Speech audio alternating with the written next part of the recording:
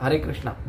तो हम आज करने जा रहे हैं कि 26 क्वालिटीज ऑफ वैष्णव में से जो आगे की जो हमने कल देखी वैष्णव क्वालिटीज 15 क्वालिटीज देखी, आज हम करेंगे बाकी की जो बची हुई हैं 11 क्वालिटीज वो वैष्णव की करेंगे। ठीक है, तो 26 क्वालिटीज में से बाकी क्वालिटीज को आगे बढ़ाते हुए हम देखेंगे कि स्वच्छता, इच्छाहीनता यानी अकामो, और आत्मनियंत्रित यानी जो पागलपन, क्रोध, लोभ, मोह, भ्रम, ईर्ष्या, इन सब से मुक्त हो। तो जैसे अभी थोड़ी देर पहले मैंने बताया, स्वच्छता जो है न केवल शरीर की हो परंतु हमारी चेतना की भी स्वच्छता होनी चाहिए, है ना। हमारे मन की जो चेतना है, हमारे जो मन में है, हमारी जो चेतना है, उसको भी स्वच्छ होना चाहिए। परंतु पहले हम बाहरी स्वच्छता के बारे में बात करते हैं। शिष्टाचार, वैष्णव शिष्टाचार क्या होता है? जैसे सुबह उठा व्यक्ति, स्नान करके भगवान को प्रणाम किया, आरती किया, उसके बाद जब भी वो प्रसाद ग्रहण करता है, जब प्रसाद ग्रहण करता है उसके बाद क्या करता है व्यक्ति? हाथ मुंह पैर धोता है फिर से। ये एक स्वच्छता है शरीर को स्वच्छ रखने के लिए, और इससे क्या होता है? उसकी चेतना भी स्वच्छ होती है धीरे धीरे। और भगवान श्री कृष्ण का हरे कृष्ण महामंत्र जप करते करते उसका जो चित्त का दर्पण है वो भी स्वच्छ होता है धीरे धीरे, है ना। चेतो दर्पण मार्जनम भव महादावा अग्नि निर्वापणम श्रिय कैरव चंद्रिका वितरणम विद्यावधु जीवनम, है ना। ये आनंदाम बुद्धिवर्धम, आनंद को आगे बढ़ाने वाला है ये। ठीक है, तो ये स्वच्छता पहले रखनी है। उसके बाद इच्छाहीनता, इच्छाहीनता मतलब ये नहीं है कि वो उसमें कोई इच्छा नहीं होती, उसमें सिर्फ और सिर्फ ये इच्छा होती है कि वो भगवान को कैसे प्रसन्न करे, भगवान की इंद्रियों को, भगवान को कैसे प्रसन्न करे, भगवान के भक्तों को कैसे प्रसन्न करे, है ना। ये है। और स्वच्छता में पहले हमने बताया, स्वच्छता में जो व्यक्ति होता है वो 4 नियमों का पालन भी करता है। मांसाहार नहीं करता है, ठीक है, नहीं जुआ खेलता है, ना अवैध स्त्री का संबंध करता है, ना नशा करता है। तो इससे स्वच्छता धीरे धीरे बढ़ती है। शरीर की स्वच्छता के साथ साथ चित्त की सफाई होती है। और इच्छाहीन व्यक्ति मतलब वो सिर्फ और सिर्फ भगवान श्री कृष्ण की इच्छा, श्री चैतन्य मनोभीष्टम, भगवान श्री कृष्ण की जो इच्छा है, जो भक्तों की इच्छा है, वो इच्छा अपने मन में लाता है और वो क्या करता है कि आगे भक्ति में इस तरह से प्रोग्रेस कर सकता है। आत्मनियंत्रित, आत्मनियंत्रित कब होगा? जब व्यक्ति मन को कंट्रोल में रखेगा। और मन को कंट्रोल कैसे रख सकता है? जब वो व्यक्ति इंद्रियों को कंट्रोल में रखेगा। और इंद्रियां कैसे कंट्रोल होंगी? जब वो व्यक्ति इंद्रियां भगवान की सेवा में लगाएगा, है ना, पूरी तरह से भगवान के चरण कमलों में अपने आप को समर्पित कर देगा। तो उसके लिए वो बहुत आसान हो जाता है कि अपने आप के मन को नियंत्रित कर सकता है, आत्मनियंत्रित व्यक्ति बन सकता है। इससे वो व्यक्ति काम, क्रोध, लोभ, मोह, मद, मत्सर्य इनसे छूट सकता है ना। आप कृपया ज्यादा से ज्यादा लोगों को शेयर करिए। 26 क्वालिटीज ऑफ जो वैष्णव मैं बता रहा हूँ, ये बहुत इंपॉर्टेंट है वैष्णव जीवन जीने में। अगर आप कितना भी नाम जप करो, कुछ और करो, लेकिन ये एटिकेट्स आपने फॉलो नहीं किए, ये क्वालिटीज अगर आप में नहीं है, तो आपका जीवन भर कुछ भी कर लो लेकिन आप आगे भक्ति में नहीं बढ़ पाओगे। सो ये क्वालिटीज हर व्यक्ति के अंदर, हर वैष्णव के अंदर होनी चाहिए जो भक्ति करना चाहता है ना। और भगवान की कृपा जब उसके व्यक्ति के ऊपर होती है, जैसे आत्मनियंत्रित होता है, जैसे इंद्रियां भगवान की सेवा में लगाता है, तो व्यक्ति धीरे धीरे आत्मनियंत्रित हो जाता है। जैसे ही वो व्यक्ति आत्मनियंत्रित हो जाता है तो उसके अंदर काम, क्रोध, लोभ, मोह, मद, मत्सर्य वो चला जाता है। ठीक है ना। इसके लिए ऐसे व्यक्ति को क्या करना चाहिए? ये सब क्वालिटीज को अपने अंदर डेवलप करना चाहिए। और ये सब क्वालिटीज डेवलप कैसे होंगी? साधु संग से डेवलप होंगी। ठीक है। अभी हम हाल ही का इतिहास देखें, जैसे श्रील प्रभुपाद हिप्पीस लोगों को क्या किया? उनका पूरी तरह से जीवन बदल दिया। हरे कृष्ण महामंत्र का नाम जप करके, है ना, करवाया उनसे, उनको प्रसाद खिलाया, उनको सब ये किया, उनको वैष्णव शिष्टाचार सब कुछ सिखाया उनको श्रील प्रभुपाद ने। उसके बाद वो क्या, ये जब पागल थे, ये हिप्पीस से सब पागल हो गए। आज देखो सब कुछ, सब लोग क्या है, प्रचार करने में लग पड़े हैं, सब बड़े बड़े प्रचारक बन गए हैं। तो इससे ये पता चलता है कि जो श्रील प्रभुपाद ने ये वैष्णव शिष्टाचार जब सब सिखाया सबको, और भक्ति सिखाई, हरि नाम का जप करना सिखाया, और उनको प्रसादम ग्रहण करना सिखाया भगवान को अर्पित करके, तो उससे उनका क्वालिटीज, ये सब क्वालिटीज धीरे धीरे उनके अंदर डेवलप हो गई। ठीक है। ये कौन है? आबाद खान। आपको अगर नहीं आना है इस यहाँ पे, तो ये सब फालतू चैट्स यहाँ पे ना भेजें प्लीज। ठीक है, it distracts me and distracts to the listeners also, so please don't comment all this here, okay. फिर दूसरा आगे की क्वालिटीज है, आज की चौथी क्वालिटी यानी टोटल 19वीं क्वालिटी है कि विशेष रूप से कृष्ण को समर्पित होना। विशेष रूप से कृष्ण को समर्पित होना कि मतलब वो क्या होता है, जो भी परिस्थिति हो, सुख हो, दुख हो, लाभ हो, हानि हो, यश हो, अपयश हो, कुछ भी परिस्थिति हो, वो हर परिस्थिति में क्या करता है, भगवान श्री कृष्ण को समर्पित रहता है, भगवान श्री कृष्ण के ऊपर निर्भर रहता है ना। जैसे सत्य राजा हरिश्चंद्र भगवान को ये थे, क्या बोलते हैं, हमेशा अर्पित रहते थे, हमेशा समर्पित रहते थे। और दूसरा थे नरसिंह मेहता, कुछ भी हो जाए, कैसी भी परिस्थिति हो जाए, वो हमेशा भगवान श्री कृष्ण को समर्पित रहते थे। भागवतम में कथा आती है सुदामा की, वो कुछ भी परिस्थिति हो जाए हमेशा भगवान के ऊपर ही निर्भर थे। वो ये नहीं सोचते थे कि मैं कंट्रोल कर रहा हूं, मैं कुछ कर लूंगा, नहीं। एक वैष्णव, एक भगवान का भक्त ये नहीं सोचता है कि मैं सब कंट्रोल कर रहा हूं, मैं जो है सिचुएशन को हैंडल कर दूंगा, नहीं। एनी सिचुएशन वो भगवान के ऊपर निर्भर है। जैसे पांडव थे महाभारत में, वो कुछ भी सिचुएशन आ गई, वो किसके ऊपर निर्भर रहते थे, वो निर्भर रहते थे भगवान श्री कृष्ण के ऊपर, है ना। वो ये नहीं सोचते थे कि मैं कंट्रोल कर लूंगा। कुंती महारानी कुछ भी हो जाए भगवान श्री कृष्ण के ऊपर ही निर्भर रहती थी, ठीक है। और भागवतम से एक एग्जांपल आता है अम्बरीश महाराज, वो तो अपना है ना शरीर से, वाचा से, काया से, मन से, हर तरह से वो भगवान श्री कृष्ण को अर्पित होते। और जो 9 जो कार्य थे भक्ति के, श्रवण कीर्तन, है ना, ये सब है ना भगवान श्री कृष्ण के ऊपर लगा दिया था, है ना। मंदिर मार्जन भी करते, वो तो राजा थे, अम्बरीश राजा थे, उसके बाद भी वो देखो क्या थे, भगवान श्री कृष्ण को पूरी तरह से निर्भर थे। वो खुद कुछ कंट्रोल करना नहीं चाहते थे, वो पूरी तरह से भगवान श्री कृष्ण को समर्पित थे और अपना सब कुछ विशेष रूप से भगवान श्री कृष्ण को समर्पित कर दिया था। तो उस तरह से देखा जाए तो व्यक्ति जब है ना भगवान श्री कृष्ण को समर्पित हो जाता है, लेकिन हम नहीं हो पाते। क्यों? हम लोग सरेंडर इसलिए नहीं हो पाते कि हम फियर है, हमारे अंदर फियर है। जब हमारे अंदर फियर होगा तो हम भगवान श्री कृष्ण को समर्पित नहीं हो पाते। एक व्यक्ति के अंदर 3 चीजें हमेशा रहती है, शोक, मोह और भय। तो जो व्यक्ति शोक से घटित रहता है, जो व्यक्ति शोक में होता है, तो क्या करता है, पुरानी वस्तुओं से लेमेंटेशन करता है ना, शोक करता है, मेरे साथ ऐसा क्यों हो गया।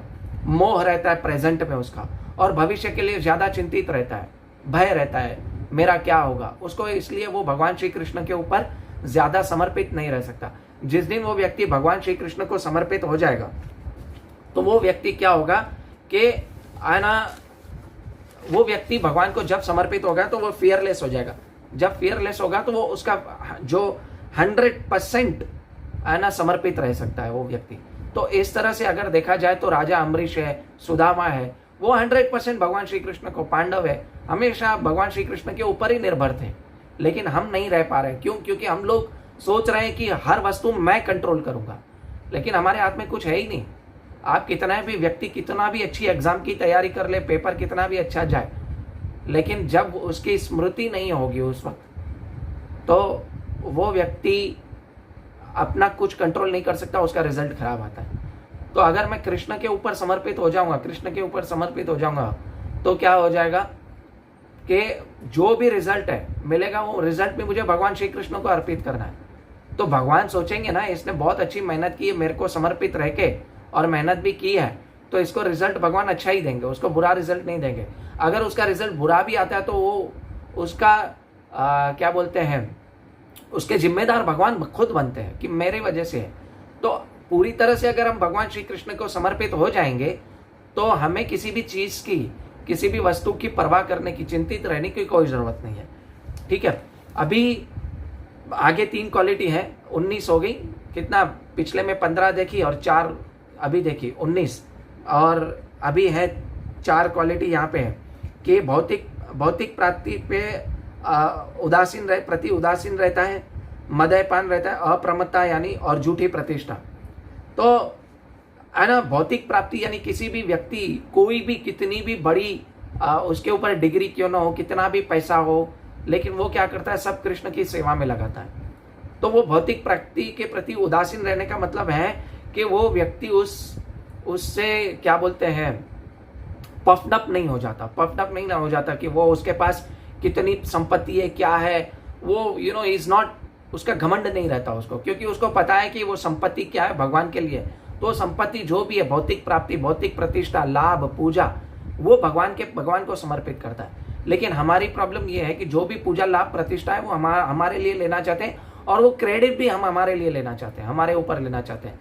तो इससे क्या होता है कि हम ज्यादा टेंस्ड होते हैं, ज्यादा टेंस फील करते हैं। इसके लिए हमें जो भी भौतिक लाभ, पूजा, प्रतिष्ठा मिलती है उसके प्रति उदासीन रहना चाहिए। उदासीन मतलब उससे अटैच नहीं रहना चाहिए, ठीक है। जैसे पुंडरिक विद्यानिधि है ना, श्री चैतन्य चरितामृत में आता है कि श्री पुंडरिक विद्यानिधि भगवान चैतन्य महाप्रभु की इच्छा से एक बहुत ही अच्छे ये थे, उनके पास बहुत ही कुछ संपत्ति थी, सब कुछ था, और आप उनका बाहर से जो क्रिया मुद्रा से नहीं पता लगा सकते कि वो व्यक्ति श्री पुंडरिक विद्यानिधि जो है वो बाहर से ऐसे लगता था कि ये तो पूरे के पूरे भौतिकवादी हैं।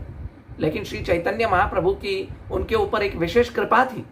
तो जब श्री गदाधर पंडित ने जो पुंडरिक विद्यानिधि के पास आसपास जो ऐश्वर्य देखे, तो वो देखते ही उनके प्रति उनके ऊंचे कद को वो समझ नहीं पाए, और उनको एक क्या साधारण भौतिकवादी मनुष्य समझ लिया श्री गदाधर पंडित ने।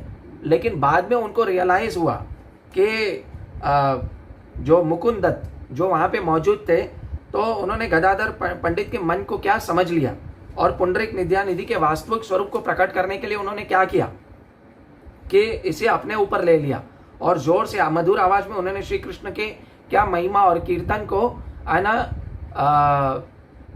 उनके जो महिमा और कीर्तन को जो गाने लगे, जोर जोर से श्लोक का पाठ करने लगे। कौन सा श्लोक था मुझे याद नहीं आ रहा है। वो इतने दयालु हो सकते थे, है ना। तो उनकी जो वो हाँ, अहो बकीयम कालकूटम, वो जो है ना, जो श्लोक है वो गाने लगे। तो पुंडरिक विद्यानिधि समझ गए कि क्या हो रहा है। तो उन्होंने क्या किया, अपने वस्त्र वगैरह सब उतार के रख सब जो था, मतलब ऐश्वर्य, वो सब हटा लिया और जमीन पर ऐसे लेटने लगे। तो बाद में जब ये हुआ, तब है ना श्री गदाधर पंडित को महसूस हुआ कि अरे मैंने तो गलती कर ली। फिर श्री गदाधर पंडित ने क्या किया, उनसे जाके क्षमा मांगी, और जब वो अपने कीमती कपड़े वपड़े सब फाड़ने लगे थे और रोने लगे, आंसू श्री कृष्ण के ये श्लोक सुन के, क्योंकि ये श्लोक में देखा जाए तो क्या है ना, अहो बकीयम कालकूटम, ये क्या है उस श्लोक में कि भगवान देखो कितने कृपालु हैं कि कृष्ण एक जो पूतना है उनको स्तन पे कालकूट विष लगा के आई उनको मारने के लिए, फिर भी भगवान इतने कृपालु हैं कि उनको धात्री यानी माता का दर्जा दे दिया आपने गोलोक में। सी हाउ कृपालु कृष्ण इज। तो ये श्लोक सुन के श्री जो पुंडरिक विद्यानिधि थे वो क्या करने लगे कि वो है ना ये सब कपड़े वपड़े फाड़ने लगे, अपने चारों ओर जो भी मूल्यवान सामान थे उन सबको तोड़ दिया और जमीन पे लेटने लगे। तो ऐसे दिव्य लक्षणों को देख के, है ना, पुंडरिक विद्यानिधि के शरीर के प्रेम पे इतने ऐसे दिव्य लक्षणों को देख के गदाधर पंडित अपनी गलती का एहसास हुआ और वो पश्चाताप करने लगे। और पुंडरिक विद्यानिधि, इससे पता चलता है कि कितने महान वैष्णव थे, और उन्होंने इसे अपनी गुप्त रखा और भौतिक व्यक्तित्व की तरह प्रकट करते रखे। क्योंकि बहुत सारे वैष्णव है ना, वो क्या करते हैं, गुप्त रखते हैं अपनी इन सारी चीजों को, और बाहर से लगता है कि ये क्या है, जो है वैष्णव जो है ऐसा है, वो वैष्णव के बारे में लोग गलत समझने लगते हैं। जैसे वंशीदास बाबा जी थे, वो पूरा है ना जिंदगी मायापुर धाम में रहे, लेकिन आखिरी के दिनों में उन्होंने क्या किया पता है, वो बांग्लादेश में चले गए अपने जगह पे, अपने घर पे, और घर के बाहर क्या करने, शराब की बोतलें तोड़ दी, मच्छी मांस सब बाहर, मरी हुई मच्छियां अपने घर के बाहर फेंकने लगे। तो लोग उनकी बुराई करने लगे। तो लोग बोले ले ये क्या है, ये तो इतना पूरी जिंदगी मायापुर रह के आया, अभी क्या मतलब ये ऐसे कर रहा है। लेकिन बाद में आज देखे ना, तो इससे क्या था कि एंड टाइम पे जब मरण का समय था, उनको कोई डिस्ट्रैक्शन नहीं चाहिए था, क्यों कोई उनके पास आए, हाँ मुझे पहचाना, क्या है आप मुझे पहचानते हो। जैसे हमारे यहाँ पे कोई मरने जा रहा है तो बोलते हैं ना, सब सगे संबंधियों को बुला लो, और फिर हम क्या करते हैं, बाबा मेरे को पहचाना, मैं आपका बेटा, बाबा मेरे को पहचाना, मैं आपकी, है ना ये, अरे वो मर रहा है, उसको भगवान को याद करने दो भाई, उसके पास जाके उसको डिस्टर्ब ना करो।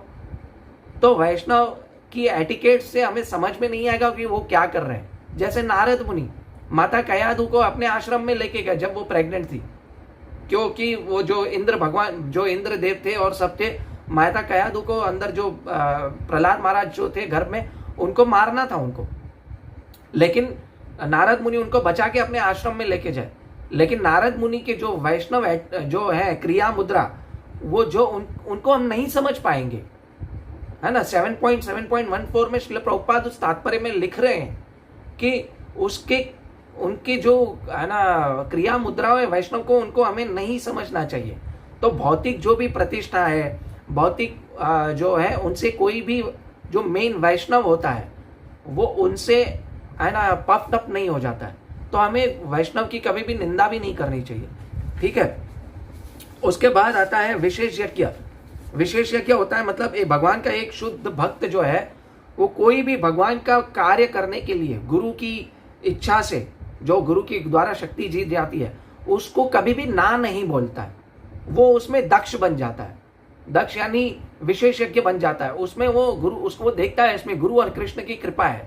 तो गुरु हमें जो भी आज्ञा देते हैं ना, तो हमें क्या करना चाहिए, उसको कभी ठुकराना नहीं चाहिए। नहीं गुरु महाराज मेरी ये परिस्थिति है, इफ्स एंड बट्स नहीं आने चाहिए।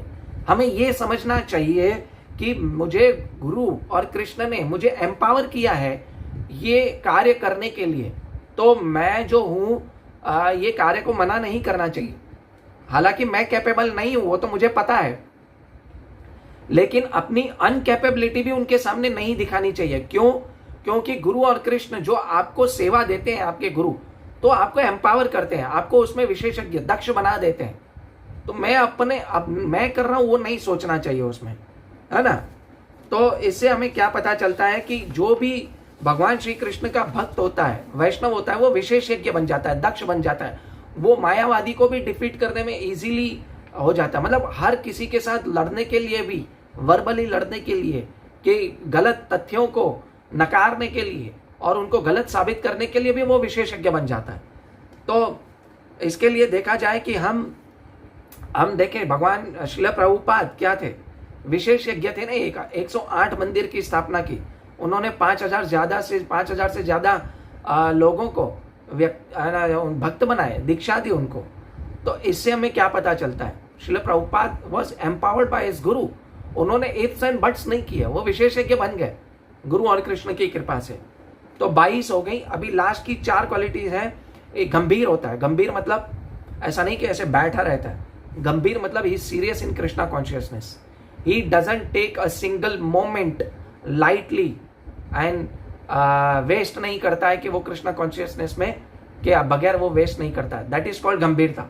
मित्र यानी वो हर किसी का मित्र होता है, हर किसी का मित्र होता है, मतलब हर एक को देखता है कि वो भगवान का अंश है और उनके प्रति मित्रता दिखाता है और उनको भगवान श्री कृष्ण का नाम देता है, भगवान श्री कृष्ण के बारे में बताता है उसको, और वो ये चाहता है कि ये भी इस जन्म मृत्यु के चक्कर से ऊपर उठे। इस तरह से वो हर व्यक्ति का मित्र होता है।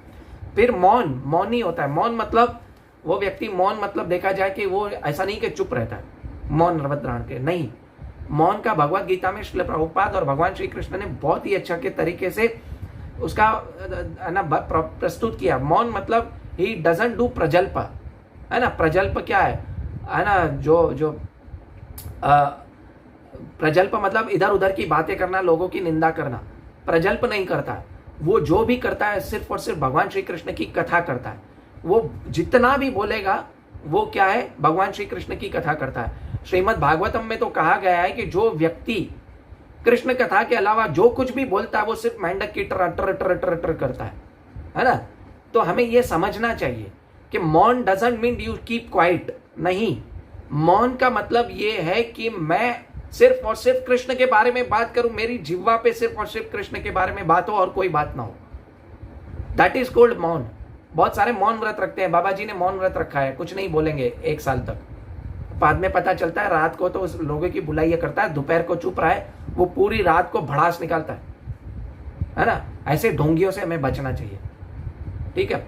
और और जो है वो कवि बनता है। कवि का मतलब ये है कि मित्र का एक और देख लेते हैं कि क्या करता है। वो जीवों को सर्वोच्च ज्ञान देता है, आध्यात्मिका देता है, अभ्यास करने के लिए प्रोत्साहित करता है, उनकी मदद करने की कोशिश करता है। इस तरह वो सबका दोस्त, सबका मित्र बन सकता है ना। अभी वो कवि मतलब ये लास्ट गुण है। कवि क्या है कि एक वैष्णव काव्य गुणों को विकसित करता है ना। भगवान और उनके भक्तों की महिमाओं को गाता है, कविताओं के रूप में प्रकट करता है ना। शिला व्यासदेव ने क्या लिखा, महाभारत लिखी, काव्य के रूप में प्रकट की, है ना। शिला रामायण लिखी, किन्होंने, रामायण के रूप में भी, है ना, प्रकट किया गया उसको काव्य के रूप में, ठीक है। जब भगवान की लीलाओं को करना चाहता है कोई भी व्यक्ति, गुणगान करना चाहता है, वो कवि बन जाता है। जैसे शिला भक्ति विनोद ठाकुर, शिला प्रभुपाद, वृंदावन दास ठाकुर, नरोत्तम दास ठाकुर, शिला सनातन गोस्वामी, शिला रूप गोस्वामी, इतने सब गोस्वामी हुए। उन्होंने क्या किया, कवि बन गए। वो भगवान श्री कृष्ण का प्रत्यक्ष दर्शन करने लग जाता है। कवि बनने का मतलब है कि वो भगवान श्री कृष्ण की लीलाओं को अपनी आंखों के समक्ष दर्शन करता है और उनको लीलाओं को देखता है और उसको लिखता है, अपने अपनी लैंग्वेज में लिखता है उसको, जैसे देखिए उस लीलाओं को, वो कवि बन जाता है ना। वो भगवान श्री कृष्ण चैतन्य महाप्रभु के नक्शे कदम पर चलता है ना। तो ऐसी चैतन्य महाप्रभु की आत्मकथाएं, श्री चैतन्य चरितामृत भी जिसने कृष्णदास कविराज गोस्वामी महाराज ने काव्य के रूप में लिख देखा है। बंगाली में एक देखो, पढ़ते जाओगे ना, जिसको बंगाली आती है तो एकदम पोएट्री रूप में लिखा हुआ है उसको। श्रील सनातन गोस्वामी ने, श्रील रूप गोस्वामी ने जितने भी श्लोकास लिखे हैं वो एज अ पोएट्री है। आप उसको देखो, बहुत ही अच्छे तरीके से उनको लिखा है। तो वो व्यक्ति दक्ष बन जाता है, कवि बन जाता है। वो उस प्रत्यक्ष रूप से भगवान श्री कृष्ण की, भगवान श्री चैतन्य महाप्रभु की लीलाओं को प्रत्यक्ष रूप से अनुभव करता है और वो कवि बनता है। सो ये सब क्वालिटी एक वैष्णव में, जो भी 26 क्वालिटी मैंने बताई, जिसने भी मिस किया हो कल का लेक्चर, वो कल जाए, कल के लेक्चर में जाए और उसको देखें, ठीक है। तो हमें क्या करना चाहिए, ये चेकलिस्ट है। 26 क्वालिटीज में से कितनी क्वालिटीज हमारे अंदर है, ये चेकलिस्ट है। तो ज्यादा से ज्यादा लोगों को ये लेक्चर शेयर कीजिएगा। क्यों? क्योंकि लोगों को पता चले कि वैष्णव की 26 क्वालिटीज क्या है, उसको थोड़ा डिटेल में पता चले, ठीक है। तो अभी हमें ये 26 क्वालिटीज हमारे अंदर डेवलप करनी है ना। तो हमें क्या करना है, अपने आध्यात्मिक गुरु के चरणों कमलों पर उनकी पूजा करते हुए, जिनकी अकारण दया से हमें अपात्र मूर्ख जो हम हैं, उनको भगवान श्री कृष्ण और गुरु महाराज हमको भगवान श्री कृष्ण के साथ जोड़ते हैं, है ना। और हमें अधिकार दिया है भगवान श्री कृष्ण का नाम जप करने का। तो हमें क्या करना चाहिए, उनकी बातें माननी चाहिए और ये क्वालिटीज उनसे सीख के डेवलप करनी चाहिए। एक स्कूल का टीचर है, वो क्या करता है, स्कूल का टीचर क्या करता है, नॉलेज ट्रांसफॉर्म करता है। एक किताब से लेके नॉलेज ट्रांसफॉर्म करता है दूसरे विद्यार्थियों में। लेकिन एक आध्यात्मिक गुरु श्रील प्रभुपाद जैसा, है ना, और जो इस्कॉन के गुरु वृंद हैं, वो क्या करते हैं, वो अपनी क्वालिटीज, अपनी कॉन्शियसनेस एक भक्त के अंदर, एक अपने शिष्य के अंदर ट्रांसफॉर्म करते हैं। तो एक टीचर और गुरु में ये फर्क है। टीचर नॉलेज ट्रांसफॉर्म करता है, लेकिन जो गुरु है वो नॉलेज के साथ साथ कॉन्शियसनेस को अपने हमारे अंदर ट्रांसफॉर्म करता है। उससे हमारे अंदर ये क्वालिटीज ऑटोमेटिकली आ जाती हैं। बट बशर्ते हमें क्या करना पड़ेगा कि हमें शर्त ये है कि हमें वो क्वालिटीज को डेवलप करने के लिए हमें उनकी कृपा के पात्र बनने के लिए हमें हमारी झोली फैलानी पड़ेगी। और उस कृपा, वो कृपा तो वैष्णव जो है बरसाते हैं, लेकिन हमारी झोली जो है, हमारा जो कृपा का पात्र है, उसमें छिद्र है। तो उस छिद्र को भरना होगा हमें, वो बार बार उनकी कृपा को प्राप्त करना होगा और वो जो भी ऑर्डर्स दें उसे हमें स्वीकार करना होगा। तब ये जाके हमारे अंदर जो है 26 क्वालिटी आएंगी, है ना। हमें हमारे गुरु जो है, ऐसे गुरु को लाखों, हजारों, करोड़ों बार प्रणाम करना होगा और विनम्रतापूर्वक प्रार्थना करनी होगी कि हमें कृष्ण भावनामृत में आगे बढ़ाएं, है ना, बढ़े और हमें भगवान श्री कृष्ण गौरंग चैतन्य महाप्रभु की, श्रीमती राधा रानी के चरण कमलों पर हमें प्रेम प्रदान करें, है ना। और हमारे उनके प्रति जो प्रेम है, प्रेम को विकसित करें। जो भी उन वैष्णवों के अंदर जो भी गुण है वो विकसित हमारे अंदर हों। इसीलिए हमें हमारे गुरु, प्रामाणिक गुरु के पास जाकर उनसे हमें दया की, है ना, याचना की, भीख मांगनी चाहिए कि हे गुरुपद मुझे भीख दे दो, आपकी कृपा दे दो, है ना। Literally we should have eyes, है ना, में से आंसू आने चाहिए, आंख में से, और वो भावुकतावश नहीं आने चाहिए, वो कृपा हो उनकी उस वश हमारे, मैं लिटरली करना चाहता हूं ये वस्तु। तब ये जब वस्तु हम करते रहेंगे, धीरे धीरे उनका संग करेंगे, तो हमारे अंदर ये 26 क्वालिटीज है ना, वो जो है ना डेवलप होंगी। हाँ, वो बोनाफाइड स्पिरिचुअल मास्टर होना चाहिए, मैंने वो प्रामाणिक गुरु बताया। ऐसे वैसे गुरु नहीं होना चाहिए जैसे आजकल बहुत सारे गुरु हैं जो अपने आप को सदगुरु बोलते हैं। नॉनसेंस है वो सब, नहीं, उन्होंने उनके अंदर आध्यात्मिकता का 0.01% भी नहीं है। They are just misleading the people.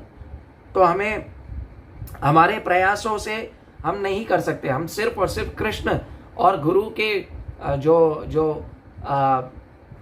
जो कृपा है उस तक हम, हमारे अंदर भक्ति लता बीज जो है वो विकसित हो सकता है ना।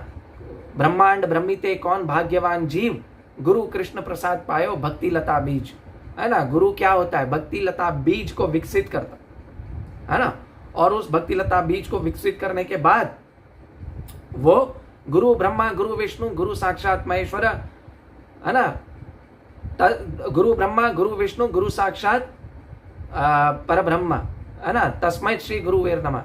क्या बोलते हैं? तो गुरु ब्रह्मा क्या है? वो ब्रह्मा की तरह हमारे अंदर, है ना, भक्ति लता बीज की सृष्टि करता है। गुरु वैष्णव, गुरु विष्णु मतलब विष्णु को पालन करता मानते हैं। तो विष्णु हमारे उस बीज को जो है वो क्या करते हैं? विष्णु की तरह गुरु उस बीज को पालन पोषण करते हैं, नॉलेज देके, क्वालिटीज देके, हमारे उनके अंदर ट्रांसफॉर्म करके हमारे अंदर। और जो गुरु ब्रह्मा गुरु विष्णु गुरु महेश्वर है, यानी गुरु वो महेश्वर, है ना, शिव जी की तरह वो हमारे अंदर जो भी अज्ञानता है, जो भी उसके अंदर भक्ति के अंदर जो भी हमारे अंदर ऑब्स्टिकल्स हैं, है ना, उन सब को वो क्या करते हैं? उखाड़ के फेंकते हैं। तो गुरु ब्रह्मा गुरु विष्णु गुरु महेश्वर गुरु साक्षात परब्रह्म तस्मै श्री गुरुवे नमः। गुरु साक्षात परब्रह्म का मतलब यह है कि भगवान ऐसे गुरु को अपने समान मानते हैं, ऐसे गुरु को मेरा प्रणाम है, परंतु गुरु अपने आप को कभी भगवान नहीं मानता। दैट इज अ प्रामाणिक गुरु। सो गुरु ब्रह्मा गुरु विष्णु गुरु महेश्वर गुरु साक्षात परब्रह्म तस्मै श्री गुरुवे नमः का ये एक्चुअल मतलब है ना। ब्रह्मा जी की तरह हमारे अंदर भक्ति लता बीज की सृष्टि करता है ना। गुरु ब्रह्मा विष्णु महेश नहीं है, लेकिन उनकी तरह ये एक्चुअली इस पंक्ति का कोई आज तक सही मतलब निकाल नहीं पाया, समझ ही नहीं पाया। लेकिन हम प्रामाणिक गुरु के पास जाएंगे तो हमें इस पंक्ति का एक्चुअल मतलब बताएंगे। ठीक है। सो वी शुड अंडरस्टैंड कि गुरु ब्रह्मा विष्णु और महेश की तरह कैसे कार्य करता है। ठीक है। हरे कृष्णा, दंडवत प्रणाम। वांछा कल्पतरुभ्यश्च कृपा सिंधुभ्यैव च पतितानां पावनेभ्यो वैष्णवेभ्यो नमो नमः। कृपया ज्यादा से ज्यादा लोगों को शेयर करें और